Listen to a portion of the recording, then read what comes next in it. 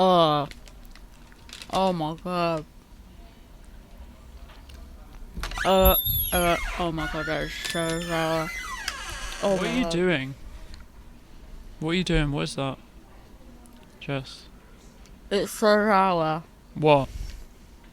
It's so sour. What is? Why are you pulling that face? The sweets. What sweets?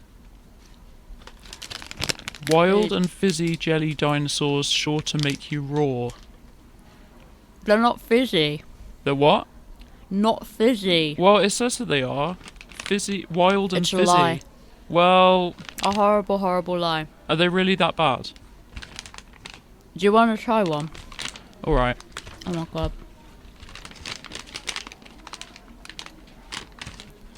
Just wait, Andrew, honestly. Okay. Is it sour? Well, Don't tell me it's not sour. I mean, it's a bit sour. A bit sour! Andrew, it's very sour. It's not that bad for me. How many did you have? Just one. Well, that's why then, Andrew. Why? How many did you have? I had 7.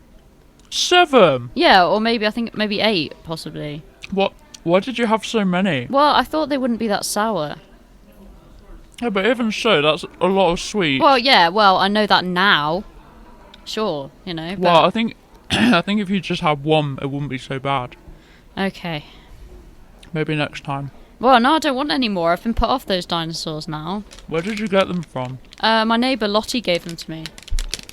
Where did she get them from? Her and her parents went to the Dinosaur Adventures Experience. You know, and... Oh, right. I keep seeing adverts for that. Was it good? Oh, Lottie loved it. She's always loved dinosaurs. Oh, Dinosaurs good. and Muntjac. Sorry? Muntjac. Muntjac deer. That's very specific. Oh, she's a very specific kid. Why does she like them? She saw one once when she was younger, and it's just, I don't know, just always liked them. Do you know how hard it is to buy a toy Muntjac deer? No. It's really hard, Andrew. Why can't you just buy a regular toy deer?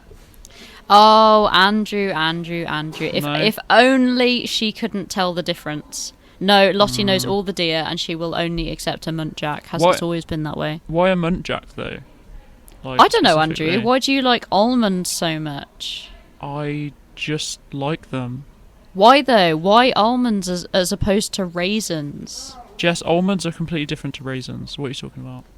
Well, according to Lottie, all deer are completely different, and she likes Muntjac deer, so... Did she try these sweets? I don't know, actually, but if I know her, she probably gave them to me knowing that I'd eat too many of them and then not want to finish the packet. So then you'd give the rest to her? Exactly. Sneaky. Very. Andrew, have you checked your emails recently? No, why? Can you check them, please? Now? Yeah. What have you done?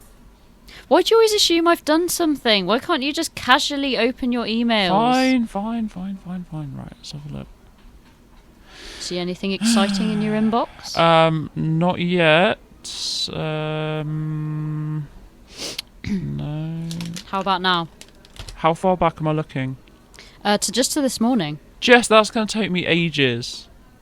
Why is it? It's only just been the morning. Yeah, but I get so many emails. Who are they all from? Oh, that you all get so many? sorts. Head office, the Latira shopping centre, the local council. They can't send you Um, emails every day, surely, like all of those. Well, there are others as well. What is Drying Your Best? Oh, it's a company which makes hairdryers. And the fruit shop? A shop which sells fruit. Harring and Hender Estate Agents. Estate agents. Oh yeah, obviously.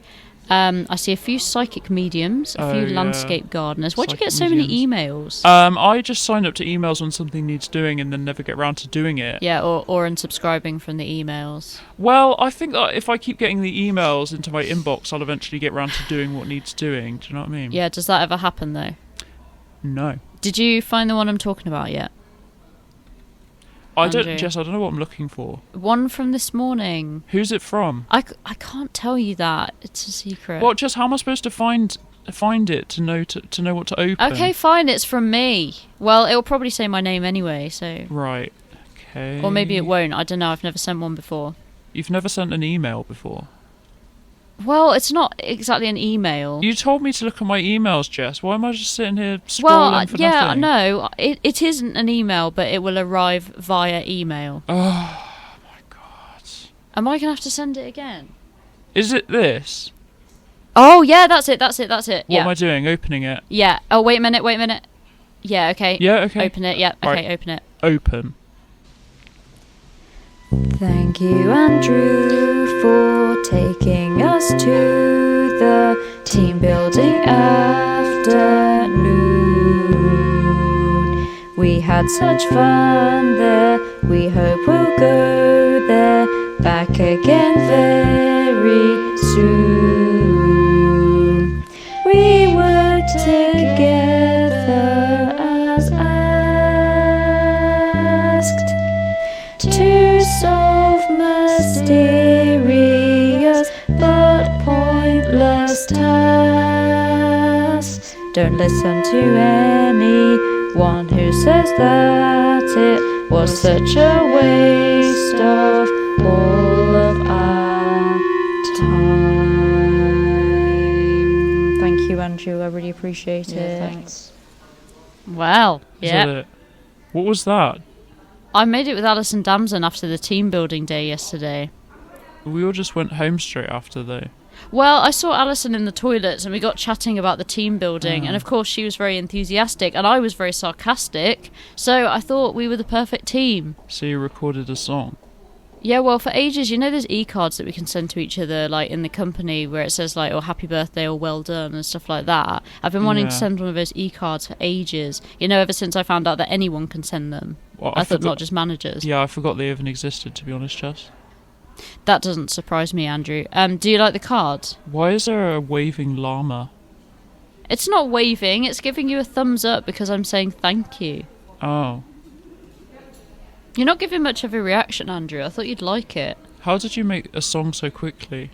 Well, Alison and I found a little empty room and then wrote and recorded it quickly. We didn't have much time, but we don't see each other very often, so we needed to just get on with it, which is why it sounds rushed. Sounds a bit rushed. It sounds rushed because it was. Yeah. Where did you get the instruments from? Well, most of them I just got from my iPad, but Alison just had her violin with her, so you can hear her just about playing in the background. You can't hear it; she's not very loud. Why did Alison have a violin with her? She always brings her violin to these kind of events. Haven't you ever noticed that before? I have never noticed. No. That doesn't surprise me either, to be honest, Andrew. No. Do you know what? I don't know why I bothered making that song an e-card for you, Andrew. I knew you wouldn't appreciate it. I should have made one for Melissa instead. No, I do appreciate it. I just what, Andrew? Let's just move on and tell them about this pointless team building day we had to do. Obviously didn't do much for our team by the looks of it. Oh God, and we haven't even started the episode yet. Come on. Right, whatever. Let's just start the episode. Oh, Jess.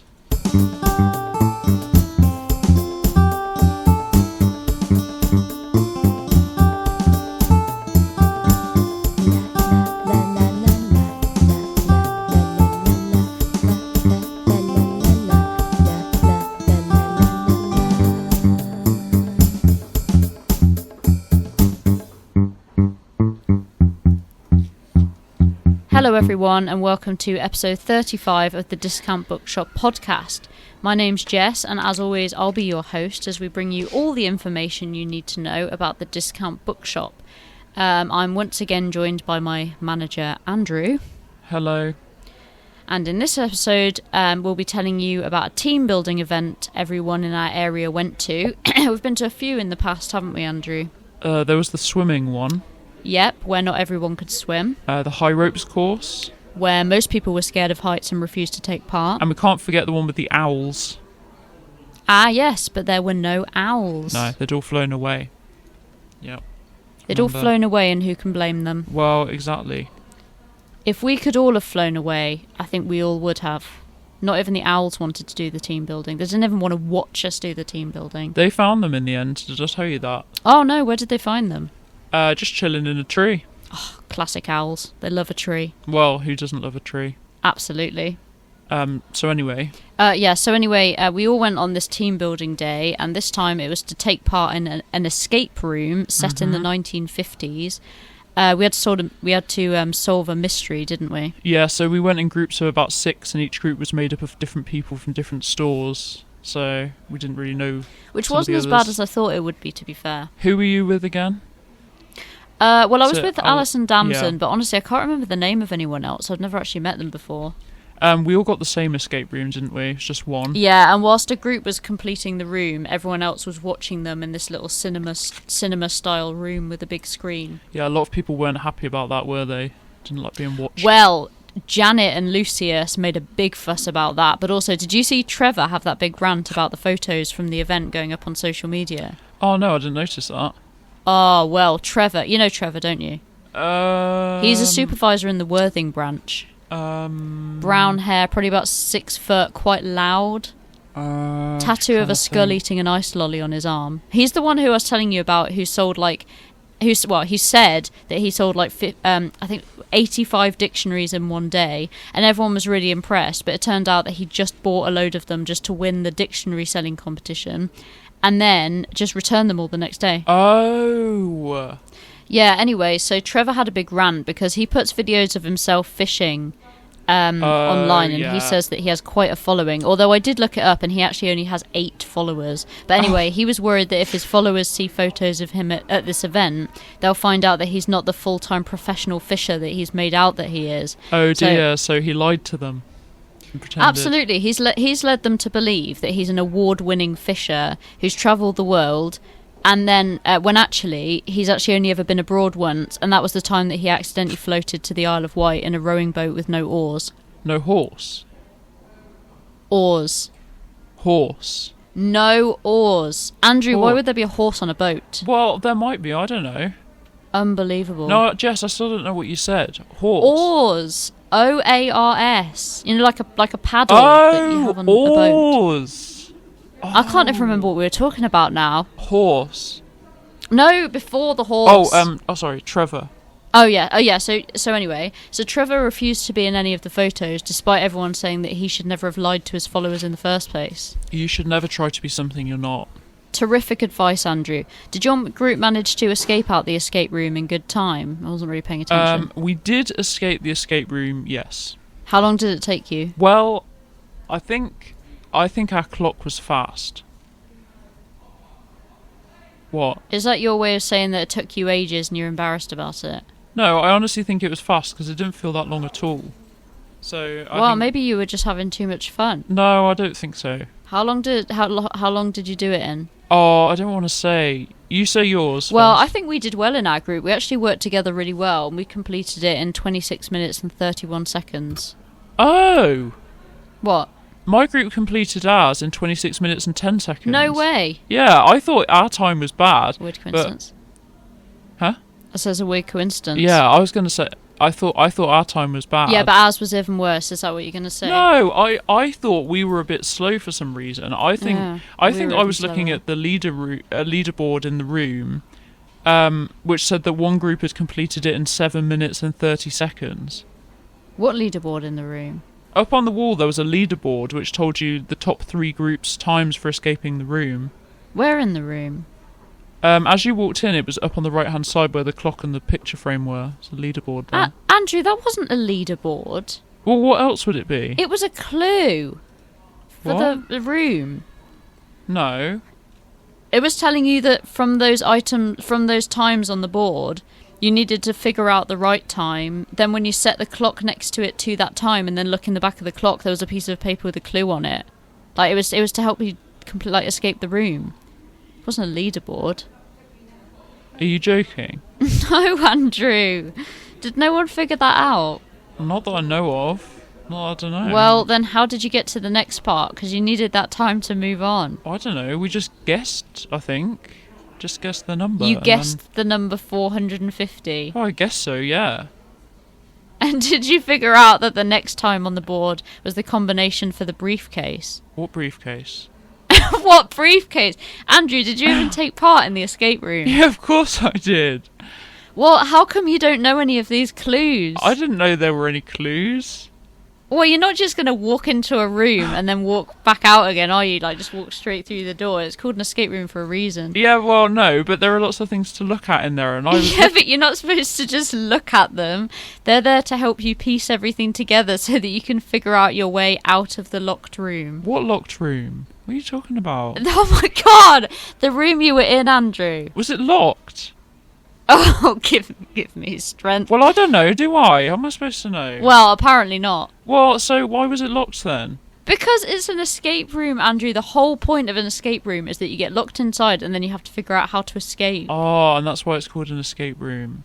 Yes, Andrew, that's why it's called an escape room. Well, do you know what? It's done now anyway, so... I can't believe you didn't help your team at all.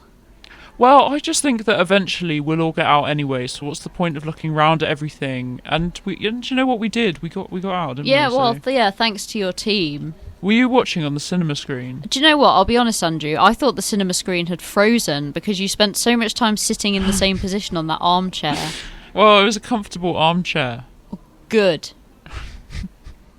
Do you need to go downstairs now and help Melissa? No, not yet. Okay. So what escape room did you get?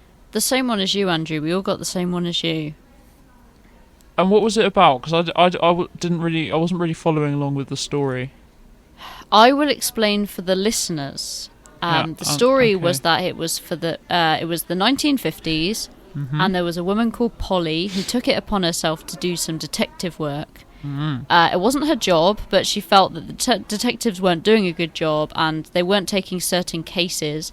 And there was a case where someone's house phone kept ringing every time they tried to use it, but every time they answered the phone, there was nobody there, as if it was like if someone like was waiting until they got close to their phone and then made a phone call to the house. Yeah, so Polly tried to get to the bottom of who it was that was phoning the house, and that's what you have to try and figure out in the escape room that we did.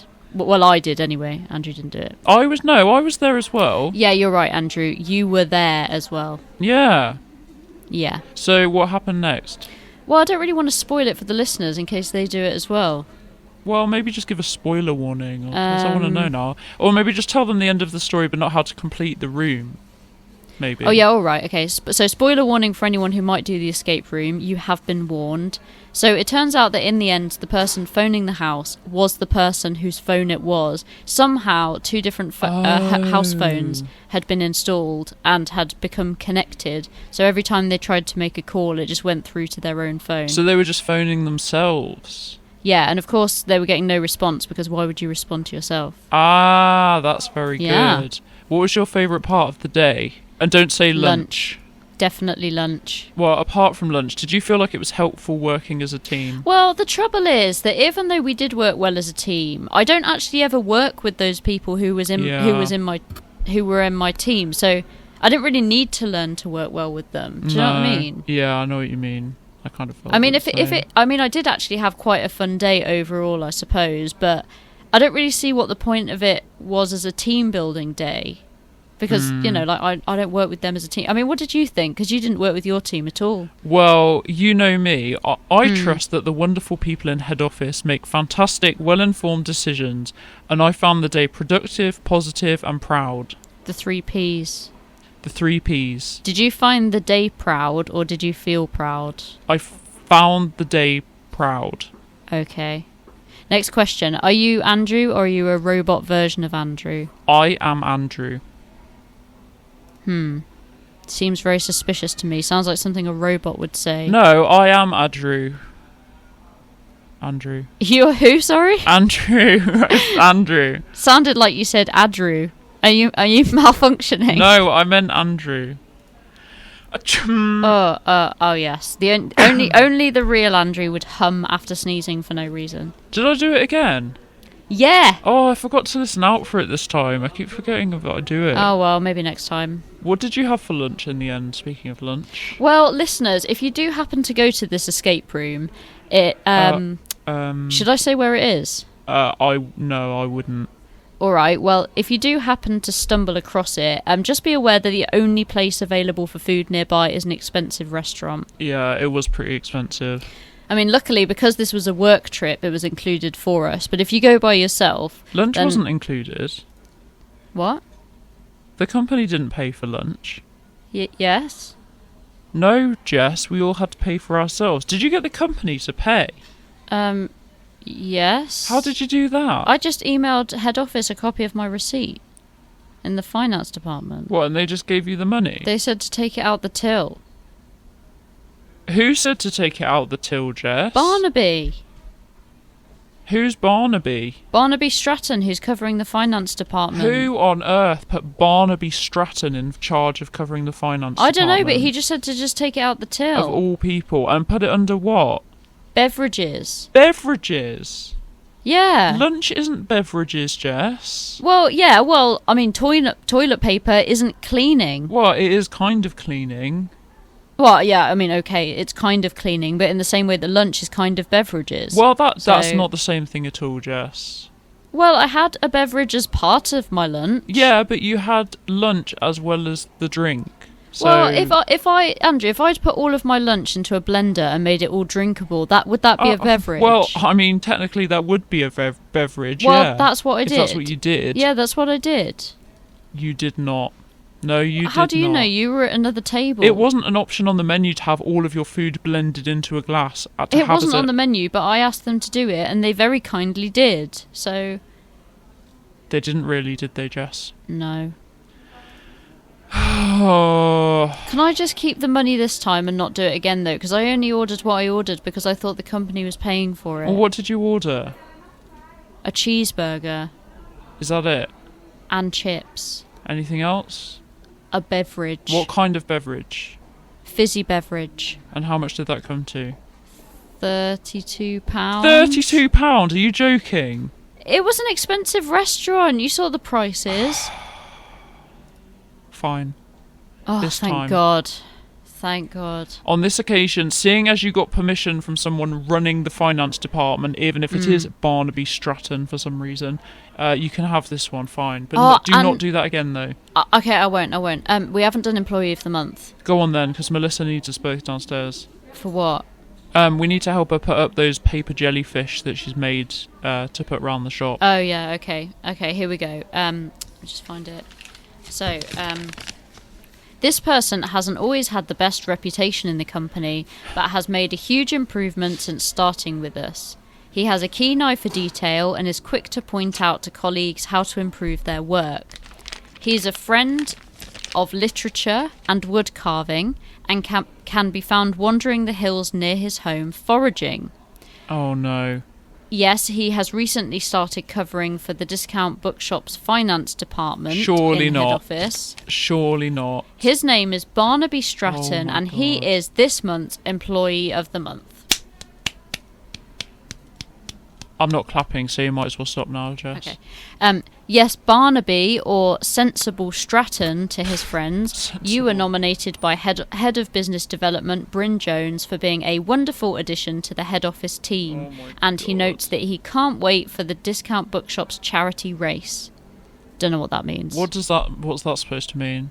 Does Bryn run? Oh, I think they might have been training together, actually. Oh. Wouldn't surprise me. Well done to you, Barnaby. Keep up the good work. I should have nominated you myself for giving me letting me have that lunch for free. Nah, probably not. You don't really like him, do you? Bossy Barnaby, they should call him, I reckon. Oh, is that what it is? Are we still recording? Yeah. Oh, Jess, can you cut that bit out? Me saying that? That's probably not very I don't professional. edit, Andrew. You know this. All right. Well, do you know what? Fine. Okay, someone needed to say it. Andrew, there's a tin of mints over there if you want. Yeah, one. I'll have a mint. Calm me down. Yeah, spearmint, I think they are. All right, well, thank you so much, everyone, for listening to episode 35 of the Discount Bookshop podcast. We'll be back next month for, would you believe it, the 3rd anniversary of the Discount Bookshop podcast. Just a reminder that before that, from the 15th of July, there will be a brand new, never-before-heard Caroline Hodgson Brown poem read every day for 16 days in the lead-up to the anniversary episode on the 1st of August. But until then, please take the time to click like, subscribe, and give this podcast a good rating on the apps if you enjoyed. And do you know what? Why not share with a friend? Want to say bye, Andrew? Bye. All right, thanks a lot.